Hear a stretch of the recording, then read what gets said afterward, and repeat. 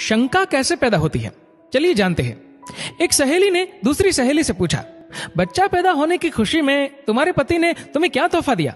सहेली ने कहा, कुछ भी नहीं। उसने फिर सवाल करते हुए पूछा कि क्या ये अच्छी बात है? क्या उसकी नजर में तुम्हारी कोई कीमत नहीं? लफ्जों का ये जहरीला बम गिराकर वह सहेली दूसरी सहेली को अपनी फिक्र में छोड़कर चलती बनी। थोड़ी देर बाद शाम के वक्त उसका पति घर आया और पत्नी का मुंह लटका हुआ पाया। फिर दोनों में झगड़ा हुआ, एक दूसरे को लानतें भेजी, मारपीट हुई और आखिर पति पत्नी में तलाक हो गया। जानते हैं प्रॉब्लम की शुरुआत कहां से हुई? उस फिजूल जुमले से जो उसका हालचाल जानने आई सहेली ने कहा था। रवि ने अपने जिगरी दोस्त पवन से पूछा, तुम कहां काम करते हो?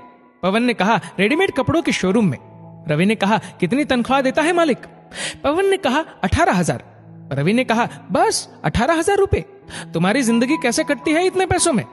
पवन ने गहरी सांस भरते हुए कहा, बस यार क्या बताऊं। मीटिंग खत्म हुई।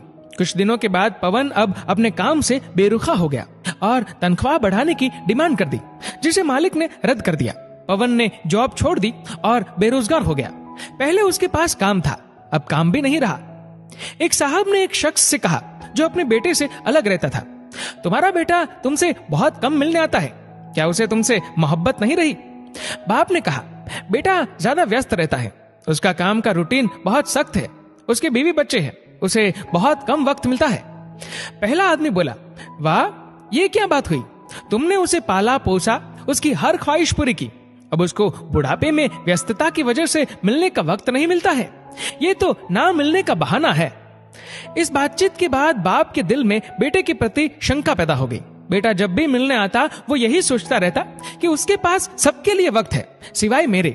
याद रखिए, जुबान से निकले शब्द दूसरे पर बड़ा गहरा असर डाल देते हैं। बेशक कुछ लोगों की जुबानों से शैतानी बोल निकलते हैं।